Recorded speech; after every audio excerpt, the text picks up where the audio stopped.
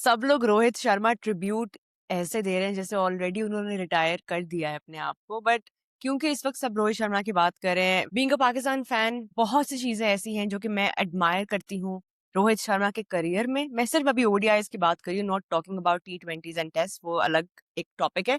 But मैं काफी दिनों से सोच रही हूँ कि इनके करियर को हम समराइज कैसे करें और इसमें से हम क्या सीख सकते हैं। So here's what I want to share about what I think Pakistan can learn from Rohit Sharma.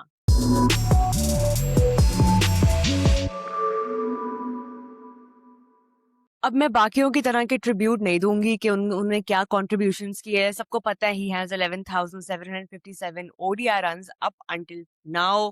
उनकी 3 डबल सेंचुरीज हैं और उनका highest ever ODI score bye an individual का रिकॉर्ड भी उन्होंने होल्ड किया है 264। ये स्टैट्स सबके पास हैं और ये सब आप देख सकते हैं। अगर आपने स्टैट्स जानने हैं तो फिर आप प्लीज किसी और वीडियो को देखें या आप खुद क्रिक इन्फो या गूगल कर लें। मेरा इस वीडियो बनाने का मकसद ये है कि रोहित शर्मा ने कंप्लीटली ओडीआई बैटिंग को फ्लिप कर दिया, टेम्पलेट को फ्लिप कर दिया। One thing that we often forget, जो हम अक्सर भूल जाते हैं जब हम उनकी बैटिंग की तारीफ कर रहे हैं या हम उनको उनको सेलिब्रेट करते हैं या जब हम उनको डिस्ट्रॉय करते हुए देखते हैं आईसीसी टूर्नामेंट्स में, फैंस यही सोचते हैं कि ये रोहित शर्मा कैसे बना है, कैसे वो as a cricketer as a batter वो इस मुकाम तक पहुंचे हैं कि वो इतना फियरलेसली खेल रहे हैं, इतना फ्रीली खेल रहे हैं without thinking of the consequences, without any kind of fear in his mind. How is he batting like that, specially in ICC tournaments back to back? ये सवाल जो हाउ है ना, इसके बारे में ये वीडियो है। Rohit Sharma was not always this Rohit Sharma. सबको याद है जो उस टाइम पे क्रिकेट देखते थे, अगर नहीं याद तो मैं याद करा देती हूँ। उनकी बैटिंग बहुत डिफरेंट थी, उनकी स्ट्रैटेजी, वो पहले तो वो मिडिल ऑर्डर में भी खेलते थे। जब उन्होंने स्टार्ट किया, his approach towards batting was so different. अक्सर टाइमिंग उनकी सही नहीं होती थी, अक्सर वो जल्दी क्रीज पे आते ही साथ ही वो आउट होके जाते थे। उनके बारे में बहुत जोक्स बनते थे, मैगी मैगी उनको कहते थे क्योंकि वो 2 मिनट में आके, अपेरेंटली ये उनके बारे में जोक्स थे कि वो 2 मिनट में आके he would go back to the crease, back to the pavilion. This is where he started from. उस टाइम पे ना ये बैक टू बैक छक्के लगाते थे। इनफैक्ट अगर आपको याद हो 2010 में ये स्टैट आया था कि out of the 1023 balls that he had faced up until that moment, उन्होंने गेस करें कितने छक्के लगाए होंगे इन बॉल्स पे? सिर्फ 5। Only 5 6s of the 1023 balls he had faced up until that moment। ये 2010 का स्टार्ट है, तो आप देखें कि उनका स्टार्ट कितना डिफरेंट था, कितना केयरफुल वो तब खेलते थे कि वो लंबी इनिंग्स बनाने के उसमें होते थे। मिडिल ऑर्डर में ही वुड बैट। गेम कब पलटी? गेम पलटी जब वो ओपनिंग में आए और एज एन ओपनर उन्होंने अपने आप को फ्रीली एक्सप्रेस करना शुरू किया। फिर हमने उनकी सेंचुरीज भी देखना शुरू की, फिर हमने उनके लंबे इनिंग्स देखने शुरू किए, हमने डबल सेंचुरीज जो उनकी हैं वो देखना शुरू की। ऑस्ट्रेलिया के अगेंस्ट उनका जबरदस्त रिकॉर्ड है। That confidence came actually when he became an opener and when he was given the freedom to express and to bat however he wanted to bat। Power play को कैसे खेलना है और utilise कैसे करना है, ये रोहित शर्मा ने फ्लिप कर दिया, इसका कॉन्सेप्ट फ्लिप कर दिया। जहां पे ओडीआई बैटर्स जाते थे ऑन द क्रीज सरवाइव करने के लिए, अपनी विकेट को प्रोटेक्ट करने के लिए कि हाँ हम अब अगले 10 ओवर्स के बाद, 15 ओवर्स के बाद हम लॉन्च करना शुरू करेंगे और फिर हम आखिरी के 10 ओवर्स में, 8 ओवर्स में वी विल कॉम्पेंसेट। ठीक है, ये एक ओडीआई टेम्पलेट था बैटिंग का for the longest time. Rohit Sharma changed that narrative, he changed that mindset. क्यों? क्योंकि उनको लगता था कि जो पहले 10 ओवर्स हैं उन्हीं में सबसे ज्यादा डैमेज करना है। ये उनके माइंड में थिंकिंग आई और ये कोई ओवरनाइट कॉन्सेप्ट नहीं था।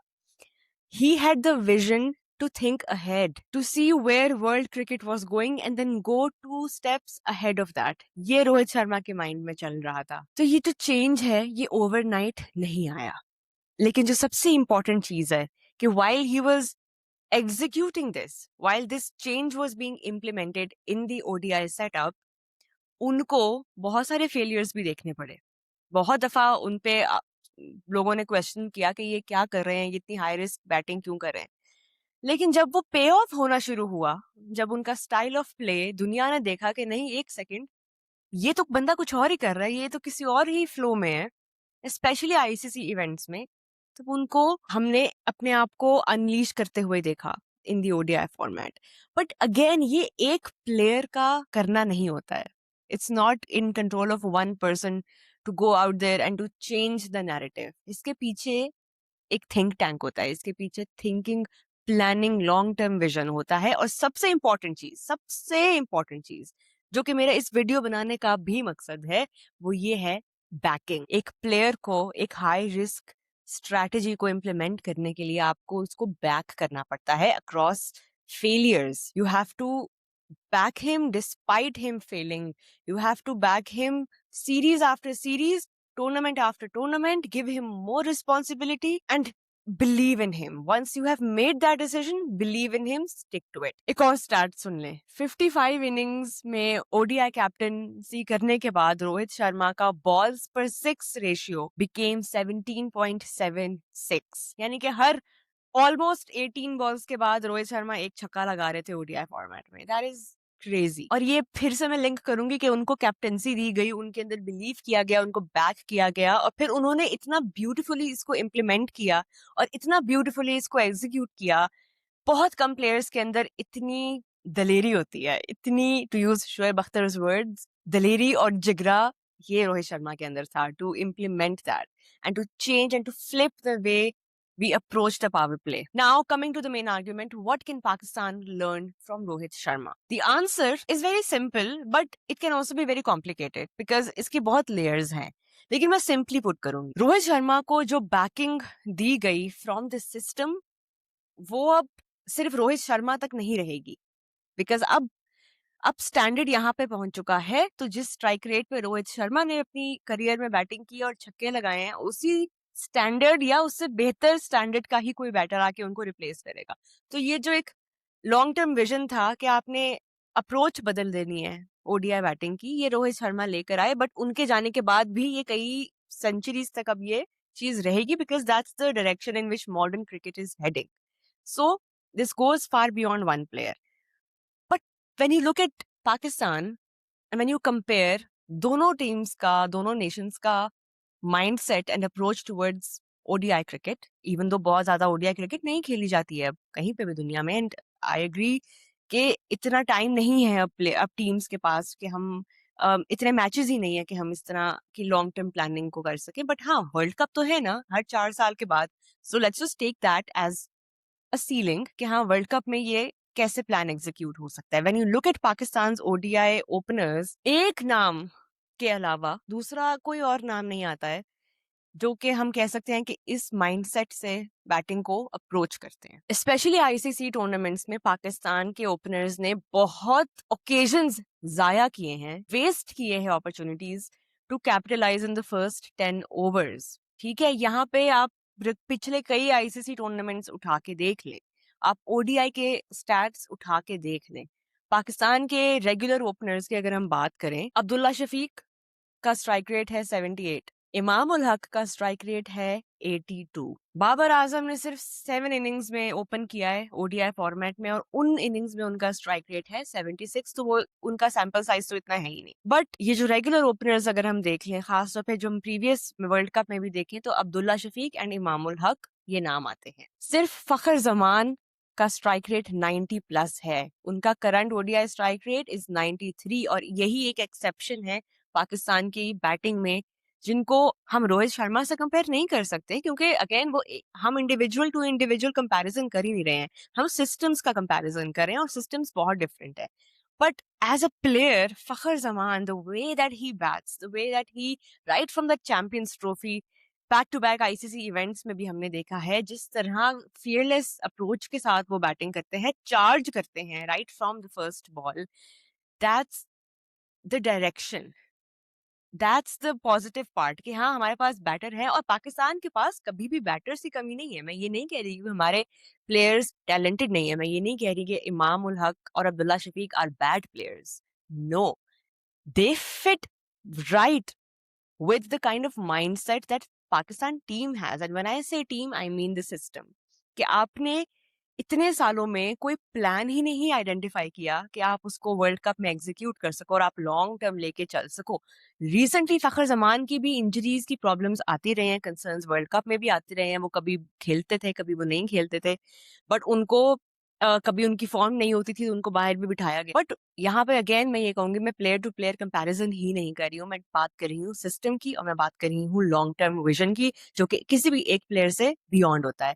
उस चीज में पाकिस्तान ने ओडीआईज में अपने आप को आई फील लाइक वेस्ट किया है। ठीक है, बाबर आजम वन डाउन आते हैं और he is an exceptional talent, sublime batter, beautiful to watch, but again when he comes to bat उनके ऊपर सारी जिम्मेदारी आ जाती है। अगर अर्ली विकेट गिरेगी तो Babar Azam as an opener अपनी जिम्मेदारी में आ जाएंगे कि अच्छा मुझे इनिंग्स को एंकर भी करना है, लेकिन मुझे वो स्ट्राइक रेट वाली क्रिटिसिज्म से भी बचना है, तो वो बीच में कहीं पे दब जाते हैं और एक अनसर्टेनिटी में वो आ जाते हैं जो उनकी गेम को इफेक्ट करता है। फिर नीचे से आपका मिडिल ऑर्डर जो कि नॉन एग्जिस्टेंट है, पाकिस्तान का मिडिल ऑर्डर है ही नहीं, बिकॉज हमारे पास प्लेयर्स ही नहीं आए इतने सालों में जो कि एस्टेब्लिश्ड मिडिल ऑर्डर के प्लेयर्स हों, क्योंकि कई सालों से हम ऐसे ही चला रहे हैं। That's for another video. But point ये है कि रोहित शर्मा की करियर से हम ये सीख सकते हैं कि आपने मॉडर्न क्रिकेट कैसे खेलनी है, उसके बाद आप उस प्लान को एग्जीक्यूट करने के लिए प्लेयर्स को आइडेंटिफाई करें, फिर आप उनको लॉन्ग टर्म बैकिंग दें और कॉन्फिडेंस दें कि हाँ, go ahead, play in this manner, play fearlessly, go and attack, go and prioritize the power play rather than playing it safe and playing it defensive.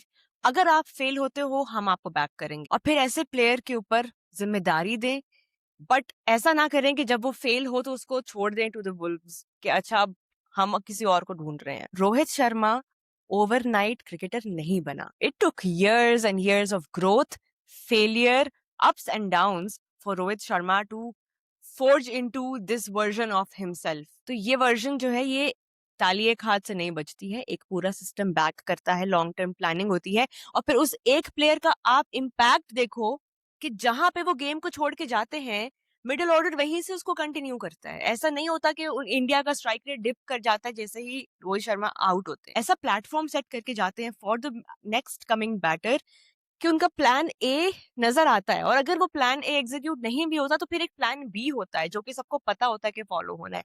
हर चीज प्लानिंग के साथ होती है। वो दिखने में लग रहा होता है कि बहुत इम्प्रोवाइज कर रहे हैं, बड़ी एग्रेशन दिखा रहे हैं, वो एक एक बॉल पे क्या करना है, कैसे रिएक्ट करना है, किस बॉल पे मारना है, किसको छोड़ना है, वो भी कैलकुलेट करके करते हैं।